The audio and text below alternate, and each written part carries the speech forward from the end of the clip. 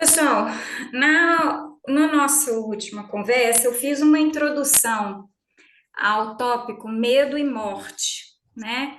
Que está no capítulo que fala sobre a conquista do self, que é o capítulo 7.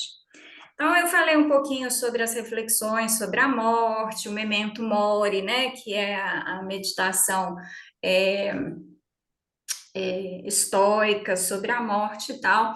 Mas hoje a gente vai entrar no capítulo propriamente dito. E eu quis, eu até pensei em fazer uma preparação e tal, com slides e tudo, mas eu quis ler com vocês porque eu quero fazer alguns comentários sobre as nossas limitações intelectuais e a necessidade de estudarmos cada vez mais. Aqui do meu lado tem uma pilha de livros, tem um aqui, inclusive, é um livro antigo, acho que é um livro dos anos 40 ou 50, chama-se Como Ler Livros, de Mortimer Adler. Então, assim, esse livro é um clássico da literatura. Quem não tiver tempo de ler, tem resumo dele no YouTube. Hoje a gente tem esse recurso, mas a gente não pode parar de estudar. E eu vou mostrar isso para vocês aqui nesse primeiro parágrafo, porque certa vez disseram a Joana: Nossa, Joana, mas você fala difícil demais. Fala, escreve difícil demais. E ela respondeu assim: Não, vocês que estudam pouco, né? Então, a gente vem aqui e lê o primeiro parágrafo desse texto. Os mecanismos de evasão do ego mascaram a realidade do self, normalmente receoso de emergir e predominar o que é a sua fatalidade. Aí você fala, o que foi que eu li? O que eu acabei de ler? Não entendi o que eu li, né? É exatamente isso. É um parágrafo que tem 2 linhas e meia e a gente lê e fala, o que é que está escrito aqui? Então vamos lá, vamos ver o que está escrito aqui? Os mecanismos de evasão do ego mascaram a realidade do self. Então, o ego, ele tenta fugir, ele tenta despistar, ele tenta se evadir, né? Mascarando o self, a realidade do self. Agora, qual que é a realidade do self? Olha como que a gente vai interpretar o parágrafo. A realidade do self é emergir e predominar, que é a sua fatalidade. Nós somos programados como seres mortais que acreditam, que vivem, que se comportam como seres imortais. Nós somos programados para ler a palavra fatalidade como algo muito negativo. E fatalidade nada mais é do que um destino inevitável. Então, se você virar para a pessoa aqui, por exemplo, na esquina aqui da minha Isso é uma rua, fatalidade. na esquina da rua da minha casa, à direita, tem um colégio público que chama Tancredo Neves. Se eu virar para você e falar assim, olha, se você seguir até o final da rua, fatalmente à sua esquerda vai estar o Colégio Tancredo Neves. Fatalmente à sua direita, eu sou péssima com esquerda e direita. Tá? Então, se você sair da minha casa e seguir em direção aqui à parte de baixo da rua, descendo a rua, fatalmente você vai encontrar o colégio. Só que nós somos programados, por quê? Porque nós, como seres, né, vaidosos, ou seres que não gostam de lidar com a ideia de que nós somos corpos, nós somos espíritos imortais, mas em corpos passageiros, a gente fala que fatalidade é uma coisa ruim. Mas a fatalidade do corpo físico, ela é só o destino inevitável de qualquer material biológico. Qualquer material biológico tem um destino inevitável de um dia saturar-se, de um dia expirar-se. Só que aqui, o que é a fatalidade? É o destino inevitável. Então, o que a Joana está falando para a gente? Olha, quais são os mecanismos de evasão do ego que ela falou aqui para gente? Ela falou da racionalização, da introjeção, do deslocamento, da projeção, da compensação. O que ela está dizendo para a gente é o seguinte: olha, seu ego vai continuar dançando em volta desses mecanismos até você se dar conta de que você está fadado, que o seu destino final é permitir que o seu self, que é o seu Deus interior, que é a sua fagulha divina, que é o reflexo de Deus em nós, emerja, ou seja, saia daqui de dentro e predomine e que assuma o controle. Eu costumo refletir sobre o seguinte: o self, ele é tão espelho de Deus que ele chega ao cúmulo de dar livre-arbítrio para o próprio ego, porque Deus deu livre-arbítrio para a gente. Então, o self permite ao próprio ego que decida em que momento parar de fugir dessas artimanhas, dessas compensações, dessas projeções, dessas racionalizações, para permitir que ele assuma o controle. Gente, é isso que acontece quando nós estamos batalhando, né, travando batalhas e desafios na nossa vida, e a gente está com o controle na mão, o leme está aqui na nossa mão, e o mar está vindo revolto, e você bate para lá, bate para cá, bate para lá, bate para cá. Você vai ficando cansado, mas você está ali, eu estou no controle, eu vou fazer desse jeito, eu vou fazer daquele jeito. Sabe quando é que a coisa se resolve? Quando é que fica tudo bom? Quando você vira e fala assim, escuta, vem cá, assume aqui o seu lugar, assume o leme da minha vida, porque você sabe qual que é aqui a maré ideal, para que lado ir. Então, quando você entrega o controle, você para de brigar com ele, entrega o controle para ele, o que que acontece? Você vai na direção correta. E essa direção correta é esse caminho que pode até ter dor, mas não tem sofrimento, né? Não tem a peleja, né? E é isso que ela está falando aqui.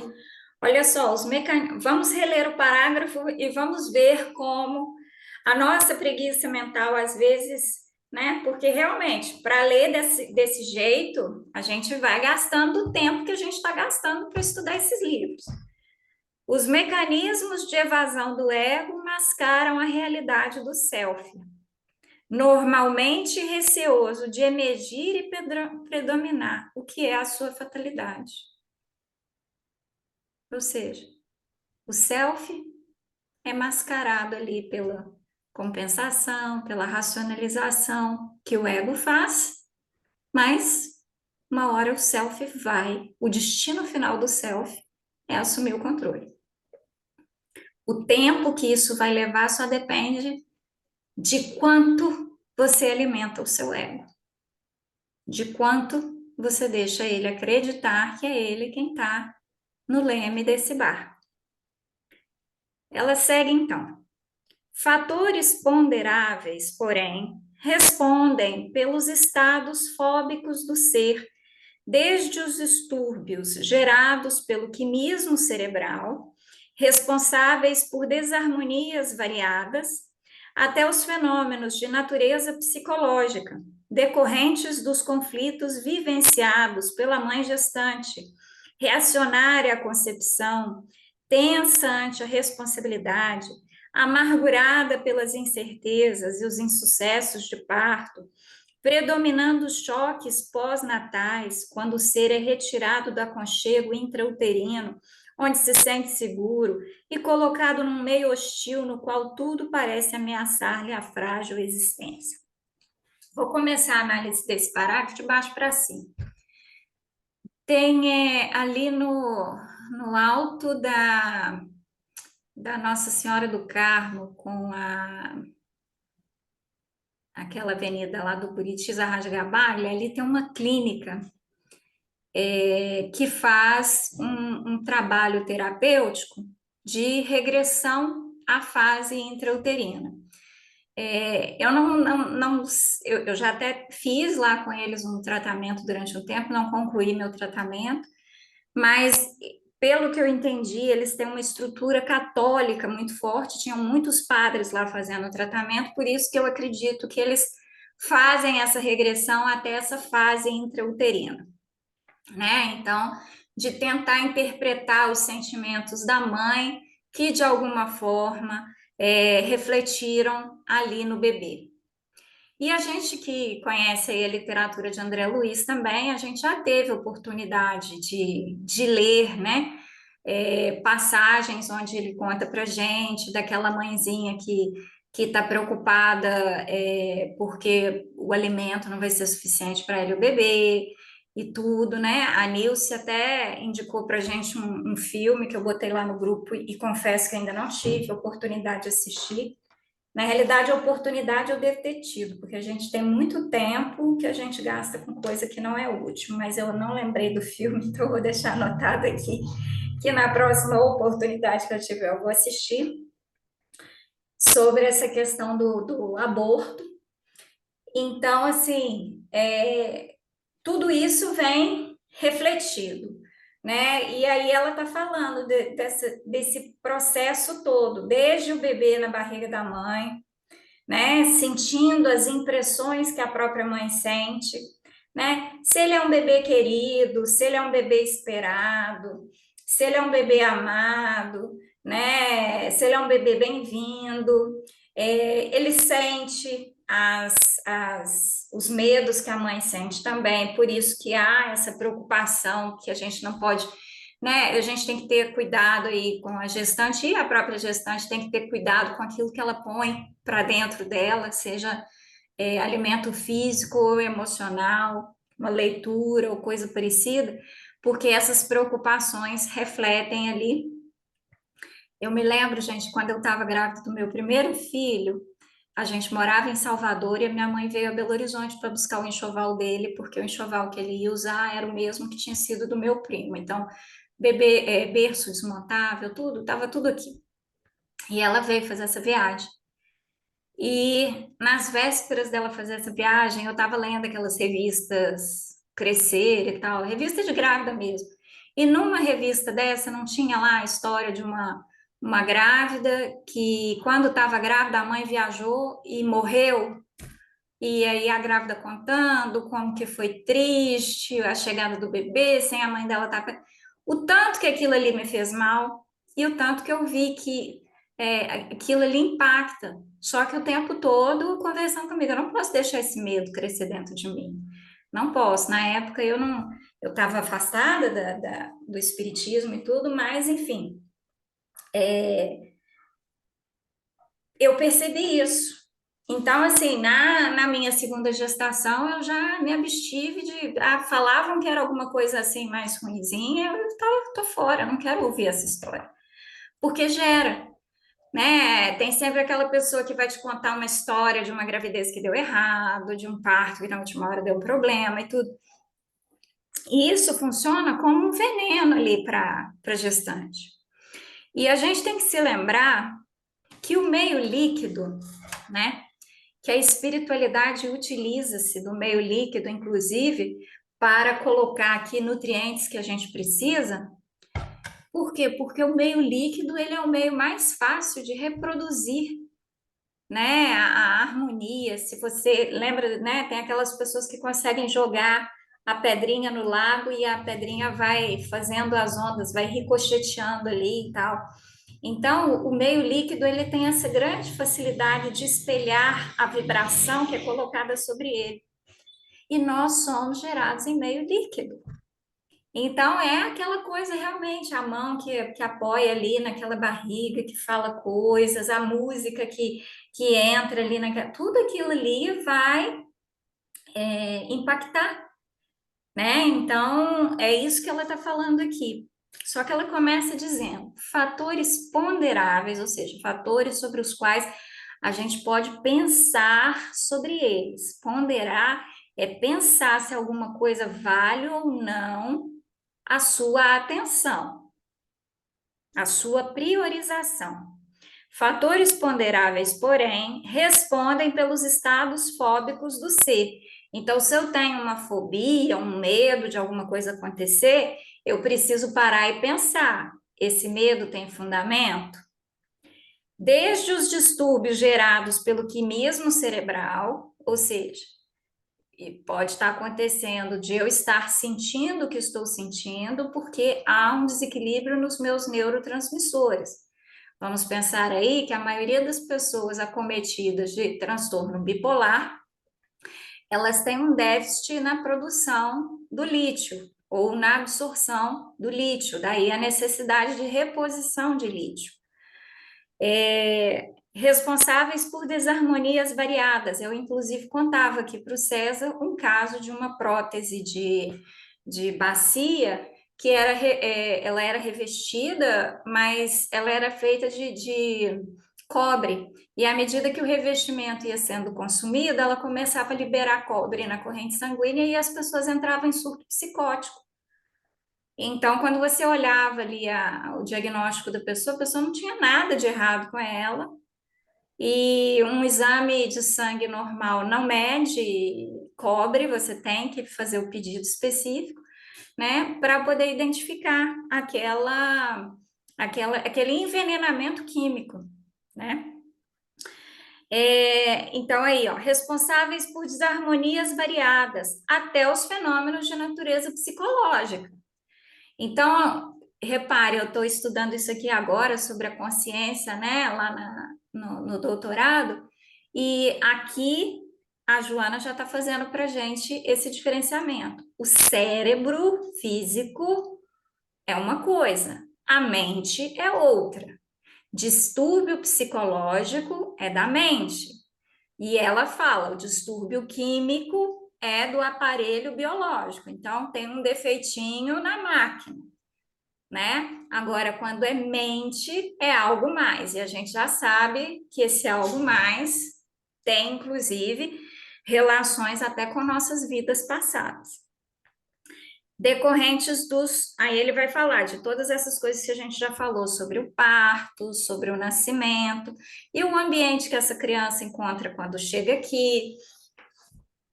Muitas encontram um ambiente de rejeição por parte da mãe. A gente tem que pensar que existem mistérios aí, porque esses fenômenos acontecem, porque biologicamente nossa estrutura é feita, a nossa estrutura biológica, nossos marcadores biológicos, eles são feitos para proteger e nutrir a cria. A rejeição do filhote é só quando o filhote é morto, é natimorto. Então, se você olhar assim, cachorrinhos e tal, quando eles dão à luz, pode ter um cachorrinho que veio sem uma patinha. A cadelinha vai amamentar do mesmo jeito. Agora, se ela der à luz e tiver um cachorrinho morto, ela vai empurrar ele para fora do ninho e vai se posicionar de uma forma que ela vai cuidar dos outros, porque ali já não há mais o que fazer. Então, a estrutura química do nosso organismo, os nossos hormônios e tudo mais, é preparado para isso, né? Então, assim, é um período que a gente vai proteger o bebê, gente. Ele tem aquela carinha de filhote, de coisa, todo bonitinho. Porque imagina um bebê com a cara do César. Você ia ter vontade de cuidar desse bebê? De fazer carinho, de fazer ninar? Não dá, né, gente? Vamos lembrar aqui do Benjamin Button. É difícil. Então, os bebês vêm com aquela carinha, aqueles olhões, aquela bochecha, aquele negócio, que é para você ficar com vontade de. A gente fala igual gente bobo, né? É para isso. É para despertar na gente esse arquétipo materno, que vai despertar em pai, mãe, tio, vovó, todo mundo. Esse arquétipo que fala, "Ai, eu tenho que cuidar, eu tenho que nutrir, o bebê chora, todo mundo levanta, né? Então, a natureza, né? como a gente sempre fala, a perfeição de Deus na natureza. E aí, Joana segue. Podem-se assinalar ainda outros fatores, quais os de natureza psicogênica, como de caráter preponderante na formação patológica dos comportamentos fóbicos. Psicogênico. Gênico vem de gênese, então a formação da psique, né? Tem um estudo interessantíssimo sobre um projeto tenebroso que foi feito num país do leste europeu, eu não vou lembrar aqui agora exatamente o país, mas é um país onde um daqueles ditadores assumiu e ele quis implantar lá aquela versão de socialismo a um ponto onde os bebês pertenciam à sociedade. Então, todo mundo que tinha bebê entregava o bebê nesses, não era um orfanato, porque os bebês não eram órfãos, mas entregava o bebê ali porque o bebê pertencia ao Estado. E aí você tinha 2 ou 3 enfermeiras para cuidar de 16 bebês. Então, como que ficou comprometida a formação psíquica dessas crianças? Né? Que foram crianças que não foram abraçadas, acalentadas, elas choravam até dormir. Inclusive, existe um livro muito famoso, campeão de vendas, pelo menos nos Estados Unidos, eu espero que aqui ele não seja campeão de vendas, que chama Nana Neném. Em português foi esse o nome que deram para o livro. Eu ganhei esse livro e achei ele horrível. E é um livro que ensina a mãe que ela tem que educar o bebê assim, que quando chega a hora do bebê tirar a sonequinha, que é ali depois do almoço, ela põe o bebê lá no berço e deixa o bebê esgoelar até ele cansar e dormir. Que depois dela fazer isso algumas vezes, o bebê vai acostumar que aquela é a hora de dormir e não vai fazer mais. E eu respeito, né? Mas por favor, não perguntem a minha opinião. Eu jamais faria isso com os meus filhos. Então, eu recebi e a minha teoria de educação é uma teoria totalmente fundada no acolher, no amar, no acalentar, tá? Eu acho que um abraço às vezes ensina muito mais do que um grito, a Raquel o Fred é muito dócil, mas a Raquel é bastante temperamental. Então, existem momentos que ela tá assim, meio agressiva no jeito de falar e tal, e muitas vezes eu vou até ela e eu abraço, ela tenta resistir ao abraço, eu seguro ela firme no abraço. E vou falando com ela, você tá nervosa, você tá chateada, você tá com saudade do seu pai, você tá triste com alguma coisa que aconteceu, porque muito provavelmente aquela raiva, aquilo que ela tá botando ali para fora é alguma frustração que ela não consegue dar nome. Então, eu não acho que eu gritar de volta com ela ou botar ela de castigo porque ela está se comportando mal vai ser sempre a solução. Às vezes é a solução. Às vezes ela está agindo de pirraça. Mas muitas vezes é uma frustração que ela não consegue dar nome. Então, essa ideia de deixar um bebê no berço, chorar até ele cansar de chorar e dormir, isso aí para mim não funciona. E esse experimento, né, foi um experimento que mostrou o tanto que isso compromete o desenvolvimento, ou seja, a psicogênese do ser, né? Então, o bebê, né, o ser humano em formação psicogênica, né, a formação da sua psique, Vygotsky já explicou que ele precisa interagir com outros seres, então, é necessário que o ser se socialize, é necessário esse carinho, né? Muitas vezes, nos 3 primeiros anos de vida, o bebê, a mãe fica muito saturada, muito cansada, mas é um período em que o bebê ainda não consegue se dissociar da mãe. E essa falta de capacidade de se dissociar, ela é natural, mas muita gente não consegue ver isso de uma forma natural. E às vezes a forma como esse desenlace é feito acaba comprometendo. Então a gente tem que ver que as demandas da nossa sociedade hoje, elas comprometem muito a criação, o desenvolvimento psíquico. Se hoje nós temos tantos jovens, né? As pessoas falam muito, tem muito jovem adoecendo e tal. Por que que a gente tem tanto jovem adoecendo psicologicamente? Quem é essa geração? Né? Tem até um vídeo tipo piada, né, na internet, mas é um vídeo bacana, é um vídeo que fala sobre campanha de retorno ao metiolate que arde. Aí eu vou ver se eu acho e passo para vocês. Lá fala que nós fomos, a nossa sociedade foi se desenvolvendo num negócio de que não pode, não pode, não pode, não pode, não pode sofrer, não pode, né, não pode fazer esforço, não pode nada, não pode dizer isso, não pode dar uma palmada, não pode corrigir em público, não pode. Tantos não pode falar coisa assim para o amiguinho, não pode, não pode, não pode, não pode, que nós criamos criaturas tão frágeis que se o metiolate arder, o menino morre, né? Então, peraí, campanha do metiolate que volta a arder.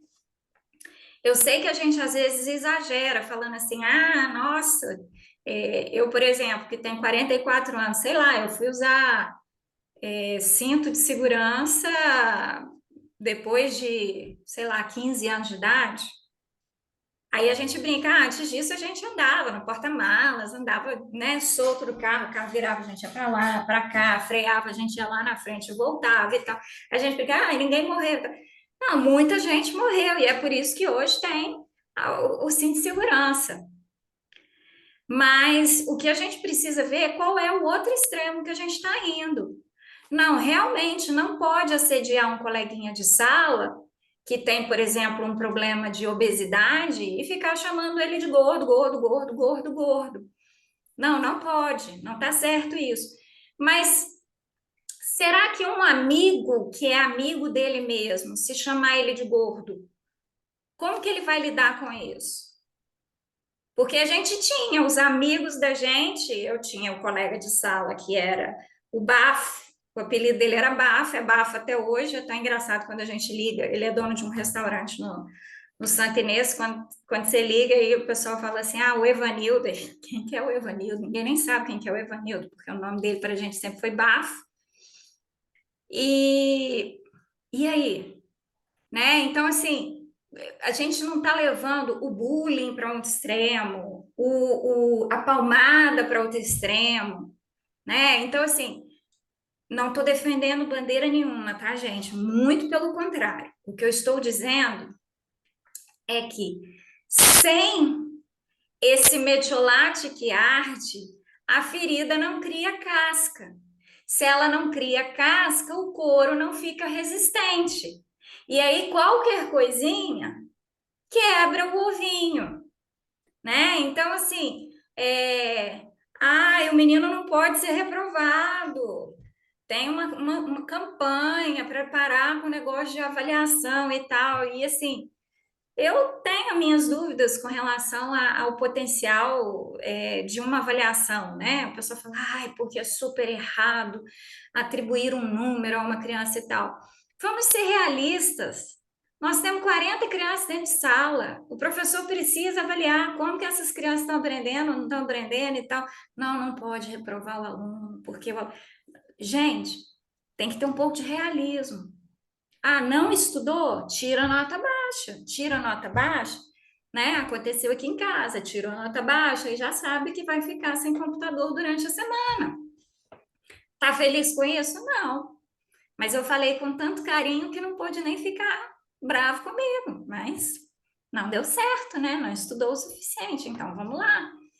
Então, assim, nós estamos comprometendo a formação psíquica dos seres com esse excesso de proteção, que não é uma proteção natural, é uma proteção que está sendo imposta pela sociedade contemporânea. Porque eu virar uma onça quando alguém fala ou faz alguma coisa com os meus filhos, isso é normal, isso é natural. Eu querer protegê-los, se alguém vier para cima deles, agredi-los ou coisa parecida. Mas eu ir até a escola e falar com a professora que você não pode botar meu filho de castigo, você não pode é, dar nota baixa para o meu filho, porque isso deixa ele depressivo. Não posso, gente, peraí, tem um trem muito errado aqui nessa história, né? Então, campanha do Vamos Voltar ao Metiolate que Arde, porque isso é importante para a formação psíquica. A vida não é Disneylândia.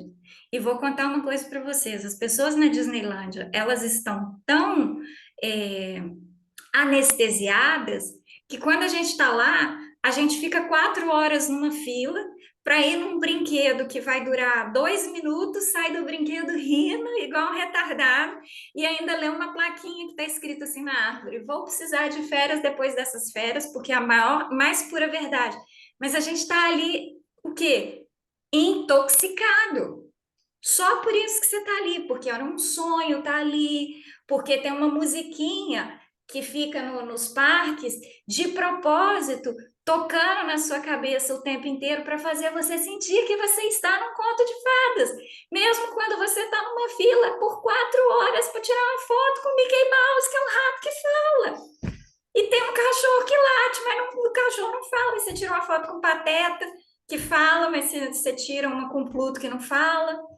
Ou então você faz uma fila dessa, como eu fiz, uma fila, fiquei numa fila 1h20 com a Raquel e o Fred para tirar foto com o Mickey. Aí chegou, a Raquel era pequenininha, chegou, a hora que ela viu o Mickey, ela fez assim: Mi não, Mi não. Eu falei: Mi sim, depois de 1h20, Mi sim e Mi rindo. Vai tirar foto com o Mickey sim, e vai tirar rindo. Que queria o raio da foto com o Mickey, vão fazer a foto com o Mickey. Então, assim, não ri não, Nilce, porque metiolate que arde só em mim não é justo. Eu só lembro do dedinho, mi não, mi não. Eu falei, mi sim. E queria ver, ela queria ver todos os bichos e dando trabalho. O Buzz Lightyear foi fazer um carinho na cabeça da Raquel quando a gente foi tirar a foto. Gente, parecia o Neo do Matrix. O cara veio com a mão assim, ela fez assim, ó, desviando das balas, sabe? Não chegava perto dos bichos, ficava, vamos, vamos, vamos, vamos. A hora que você chegava perto do bicho, não, não, não. Aí deu. Mas isso é o que a gente está falando aqui. Formação psicogênica, porque na vida não vai ter aquela musiquinha tocando o tempo todo. Aqui os seus sonhos se tornam realidade. Oh, né? Vamos lá, né? É igual aquela pessoa que casa achando que quando ela casar, ela vai chegar na janela um dia, na janela da cozinha dela e vai fazer. E aí vai vir um monte de passarinho e lavar a louça para ela. Não vai. Então, chega pro marido e fala: marido, vamos aqui, ó, vamos combinar. Um dia você lava, outro dia eu lavo, você cozinha e tal. Porque isso aí é a maior mentira que te contaram. Então, gente, tô falando muito sério, só que o pessoal tá trazendo isso para a realidade. E aí, quando a pessoa encontra, oh, meu casamento, a menina casou 2 meses depois separou. Por que que ela separou 2 meses depois? Porque ela descobriu que as roupas não se lavavam sozinhas, ela descobriu que precisa ir no supermercado. Gente, a maior lição para recém-casado é supermercado. Você compra um tanto de trem, gasta uma grana violenta, e em uma semana não tem mais nada, e você não sabe onde que foi o dinheiro que você gastou e não sei o quê. Até que você se dá conta que no seu carro tinha o quê? Guaraná, chips e tal. Ou então você comprou verdura para uma família de 30 pessoas e teve que jogar tudo fora. Isso é a vida ensinando. Não, mas agora você vai encontrar já a verdura lavada, empacotada na porção correta e tal. Metiolate que arde. Vamos voltar ao metiolate que arde para a gente não ter mais problema de formação psicogênica, tá? De gente que está aí se formando totalmente com dificuldade de ouvir um não. Eu não tenho dificuldade de ouvir um não, eu tenho vergonha, isso eu confesso. Mas é algo que eu estou tendo um prazer tremendo em trabalhar, porque foi superando o meu medo de receber um não, que eu tive coragem de escrever um e-mail para o professor lá na Alemanha e perguntar se ele me aceitaria para um estágio. Aí vem, né? A gente fica naquele trem, não, e se o professor disser não? E se ele disser não? Você está aqui, aqui você fica. Agora, e se ele disser sim? E ele disse sim, eu fui. E a minha vida mudou, né? Então, e se eu for lá, fizer o concurso e não passar? Não passou. Mas o que que acontece? A pessoa começa a fazer concurso e não passa. E ela faz o concurso e não passa. E aí ela entra em depressão profunda porque não passa no concurso. Entendeu? Então, assim, eu estou. E aí assiste, né? Você vai ver a pessoa, ela estuda 30 minutos e passa 2 horas assistindo vídeo e podcast de como estudar, como eu passei no concurso, compra isso, compra aquilo, compra o livro de quem passou. Gente, senta a bunda na cadeira e vai estudar. Né? É o caso do menino que quer fazer a prova. Né? Aqui eu falo com o Fred, eu falo, Fred, seu português, meu filho, não te ajuda. Precisa melhorar o português. Vamos estudar português. Metiolate arde. Para você, a análise sintática vai arder. Para mim, o que ardia era a matriz determinante na tal da matemática. Eu falei com ele essa semana, meu filho, ninguém nasce amando estudar. Nossa, eu amo estudar e tal. Você aprende a amar estudar.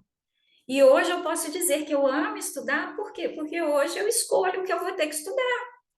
Cheguei num ponto da minha vida que eu posso escolher. Mas mal sabe ele que semestre que vem eu vou ter que fazer estatística. E eu tenho a sensação de que eu não vou gostar de estudar estatística, mas vamos lá. Então, o resultado. Eu falei, filhinho, minha nota de física, matemática era aqui, ó, raspando. Mas naquilo que eu era boa também, eu nadava de braçada. Então vamos aprender que eu não vou ser boa em tudo, mas eu vou fazer minha parte para, né, fazer o metiolate arder menos. Se eu me machucar menos, menos metiolate. Mas eu vou procurar o vídeo do metiolate que arde, vou mandar para vocês, porque é uma campanha que eu acho que vale a pena a gente abraçar. Só para encerrar a história do metiolate que arde, vou contar uma passagem que é até antiga, né? Porque nos meus primeiros anos de carreira, depois que eu me formei, que eu fiz mestrado em Direito Internacional, eu dei aula na faculdade por 5 anos. Eu comecei a dar aula na faculdade, eu tinha 25 anos. Eu tinha alunos mais velhos do que eu. E aí, uma das disciplinas que eu dei aula um semestre foi processo penal. E aí eu decidi dividir a turma em grupos e cada grupo era responsável por uma parte do processo. Né? E o processo penal, e era um caso de homicídio, então o processo ia começar com um inquérito feito por aqueles que representavam a polícia. Aí o grupo chega para mim, professora, e a gente tem que fazer as peças, exame de DNA, perícia, fotografia. Aí eu virei e falei assim, bem, isso aqui não é CSI. Se você for aqui, ó, na delegacia aqui perto, se o pessoal de lá tiver, na época era câmera de filme, porque a digital era 5.000 reais, se o pessoal tiver rolinho para botar na máquina para tirar foto, tá assim, demais. Então, olha só, olha a realidade que é o que eu estou falando. É a moça que casa achando que vai abrir a janela e o passarinho vem e arruma a cama para ela. Não é assim. Eu vou ser advogada e vou entrar no tribunal e vou ter um bate-boca com o Jack Nicholson, igual o Tom Cruise teve, e vou ganhar a causa. Não vai. Vai tomar uma, vai tomar outra, você vai falar: o que que eu estou fazendo aqui? Né? Então, assim, eu vou formar em medicina. Tem muita gente que entra em medicina achando que eu vou formar em medicina, vou rachar de ganhar dinheiro como cirurgião plástico. Pode até chegar lá. Mas antes de chegar lá, meu amiguinho, vai ter muito plantão que você vai ter que virar. Vai ter muita gente, muito bracinho que você vai ter que amputar, muita gente que você vai ter que emendar, muita coisa feia que você vai ter que ver. Então, assim, as pessoas acham que é assim, elas olham para alguém que está numa condição de vida hoje e falam, eu quero ser isso. Até pouco tempo atrás, você perguntava para o Fred, Fred, o que que você quer ser? Aí ele dizia assim, Eu quero ser a mesma coisa que meu avô. Aí eu falava assim: você quer ser juiz? Ele, não, eu quero ser juiz aposentado. Eu falava, ah, tá. Isso aí até eu quero. Então, assim, é, é essa história. Então, o pessoal vive nesse mundo de, minha filha, exame de DNA, acha que tudo aqui, todo homicídio que a polícia investiga, vai tirar a marca do pé, da pegada, né? Tira a marca da pegada que estava ali e vai pesquisar no banco de dados, sola de que sapato. Gente, sola de que Havaianas, de que botina, Zebu, que é isso aqui. Gente, mundo real, não é Hollywood. Então, assim, as pessoas estão vivendo, né? Então, fechei aqui com muita dificuldade o Metiolate Art. Podem-se assinalar ainda outros fatores, quais os de natureza psicogênica, como caráter preponderante na formação patológica dos comportamentos fóbicos. Então, os medos que as pessoas têm, né, as fobias, os medos que ela tem. Eu tenho medo do meu casamento fracassar. Vem de quê? Vem de uma psicogênese defeituosa. Qual psicogênese? Eu fui criada acreditando que eu ia abrir a janela, igual a Branca de Neve, cantar e a minha casa ia ficar arrumada. E não é assim. Então, a educação no lar, a mãe dominadora e o pai negligente, ou reciprocamente, não raro esmagam a personalidade do educando durante o trânsito infantil. Então tá, a gente não vai falar da mãe dominadora ou do pai dominador, ou da mãe negligente ou do pai negligente. Mas hoje, gente, infelizmente, a gente tem visto muito mais negligência do que dominação. O nosso pêndulo foi de um extremo ao outro. E a gente sabe que a tecnologia contribuiu para isso. Então, eu mando o menino fazer um trem, eu mando o menino fazer o trem, eu mando ele não faz, não faz, faz, ele me convence, eu dou para ele o eletrônico, ele me dá sossego. Então, eu passo da dominação à negligência num clicar, né? Num toque de tela. São inumeráveis os fatores preponderantes como predisponentes nas psicopatologias do medo, responsáveis por estados lamentáveis na criatura humana. Eu me considero uma criatura que não tem medo, mas eu sou a típica espírita que espero não ver espírito, tá? Eu não tenho mediunidade ostensiva, né, e tal, vou lá na reunião de estudo mediúnico e tal, mas assim, aquele negócio de olhar no cantinho do quarto e ver alguém, eu espero não ver. Eu tenho a sensação de que não vou gostar, espero não ver. Tenho sim, medo disso.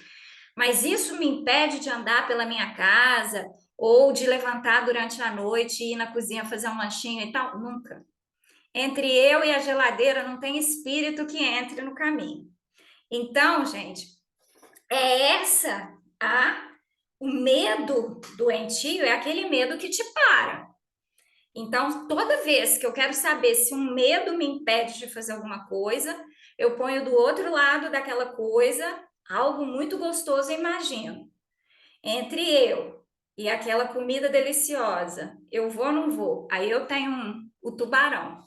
Entre eu e um Big Mac maravilhoso, suculento e tal, tem um tubarão no meio? Não vou.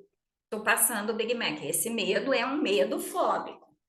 Agora, se entre eu e o Big Mac tiver uma assombração, gente, já foi. Peraí, depois você me assombra, deixa eu ali e curtir esse Big Mac. Então, é essa questão do medo. Mas o medo, esse medo patológico, esse medo doente, ele vem de quê? Mais uma vez, o que estamos ingerindo e o que estamos dando para os nossos filhos ingerir.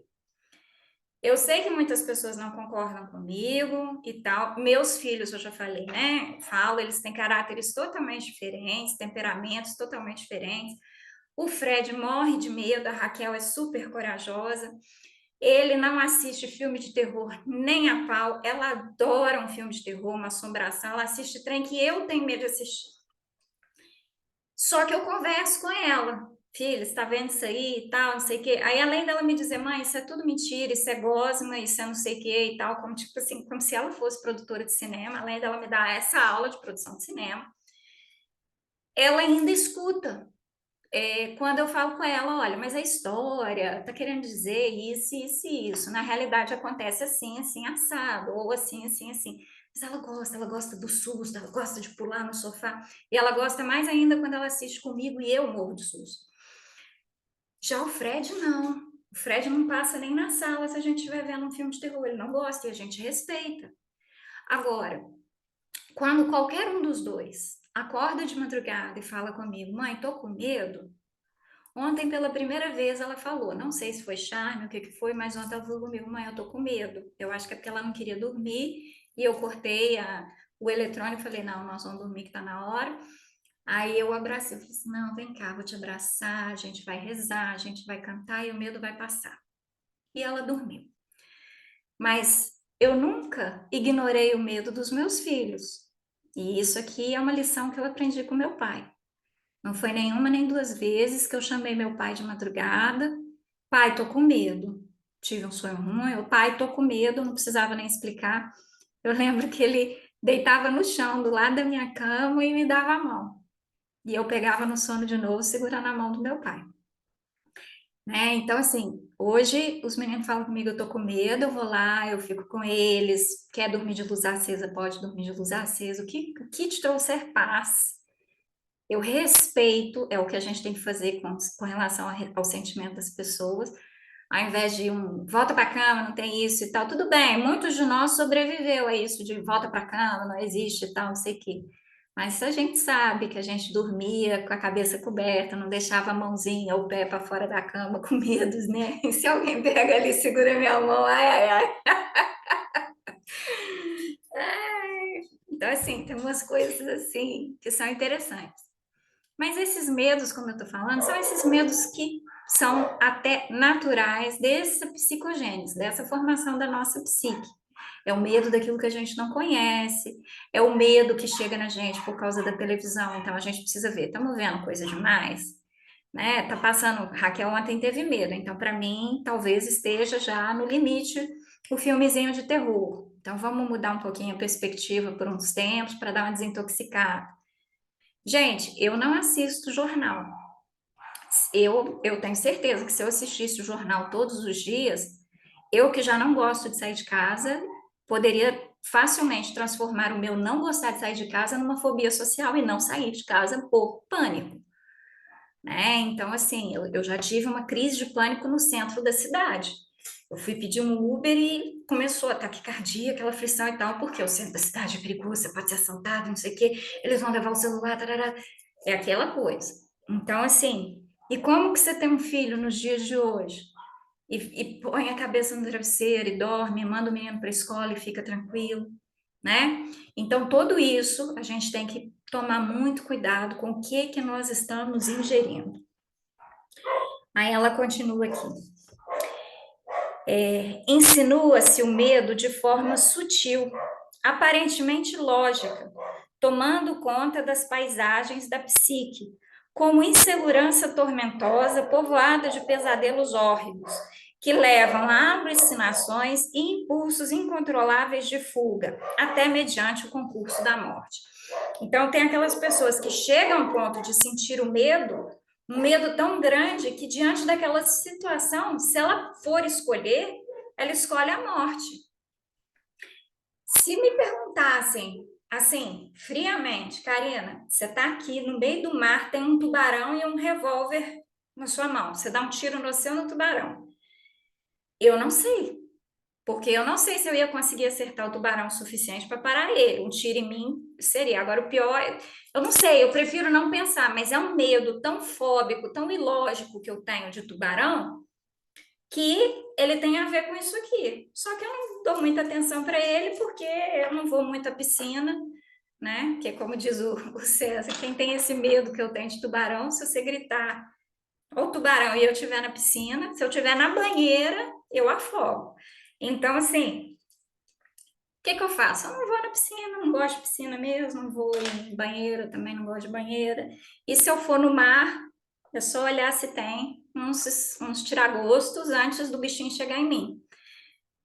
Tirando isso, tá tudo bem. Agora, e aquele medo que você tem, que é esse medo sem fundamento racional, que você tenta racionalizar, né? Então, tipo assim, aquela pessoa que no centro, né, morando aqui em Belo Horizonte, dentro da cidade e tal, acha que vai ter cobra debaixo da cama dela. Toda noite ela procura. Um dia ela vai até achar essa cobra, porque ela pensa tanto que essa cobra, não sei como, ela vai achar um jeito de chegar ali. Mas não é um medo racional, assim como não é um medo racional eu pensar num tubarão quando eu estivesse na piscina.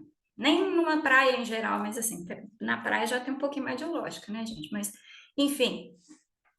Então é isso que a Joana está falando, que esses medos, eles não surgem do dia para a noite. O meu pânico de tubarão não aconteceu com um filme de tubarão que eu vi.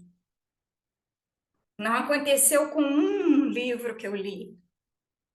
Ele vem sutil, ele vem devagar, ele vem com uma notícia de um tubarão que atacou uma pessoa. Aí ele vem com uma foto de um tubarão ali.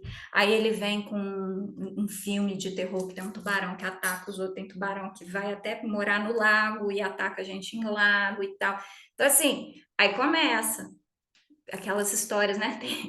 Para quem não sabe, tem um filme que chama Sharknado, que é um tornado que pega os tubarões no mar e sai rodando pelos Estados Unidos e os tubarões saem comendo o pessoal assim, ó. E é um negócio tão ruim o filme que eu não dei conta de assistir. E o filme já tem 4 ou 5, tá? Sharknado 1, Sharknado 2, os tubarão pegando o povo assim, dentro de um. Ou seja, você junta dois grandes medos: um tornado cheio de tubarão, né? Então, o que que Joana está falando aqui para gente? Que a gente se afetua ao medo da mesma forma que a gente se afetua à mágoa. Lembra que eu falava muito essa aqui é a minha mágoa de, como é que a gente fala? De preferência, de estimação. Essa aqui é a minha mágoa de estimação. Eu tenho medo de estimação. Esse medo que eu agarro aqui ele para justificar por que que eu não faço tal coisa, por que que eu não, né? Ah, eu tenho medo de tentar uma nova carreira e me dar mal. Então eu me apego a esse medo, porque alguém já aconteceu isso, ou porque, ah, não, eu não vou ali porque acontece isso, eu não vou virar espírita, porque senão eu vou ver assombração, minha filha. Quem menos vê assombração é espírita, mas assim, o povo não sabe, então deixa o povo ver assombração por lá, que aí a gente fica sem ver por aqui. Mas é o que ela está falando, a gente pega o medo de estimação, a gente se agarra a esse medo. E a gente alimenta, a gente nutre aquilo ali. E esse medo faz o quê? Esse medo sufoca mais um pouquinho o nosso self. Porque o nosso self está além disso. Por que esse medo absurdo de tubarão, Karina? Ah, porque um tubarão pode me dar uma mordida, eu posso ficar ou aleijada ou eu posso morrer. Quem vai morrer ou ficar aleijado? É esse corpo ou é a Karina? Cadê a coerência? Eu sou espírita, não sou? Tô aqui estudando, né? Sei que meu espírito é imortal. Esse corpo vai expirar uma hora ou outra. Justifica? Gente, hoje eu falei demais. Vou parar por aqui, porque a gente começou mais tarde também, mas para dar tempo de fazermos alguns comentários.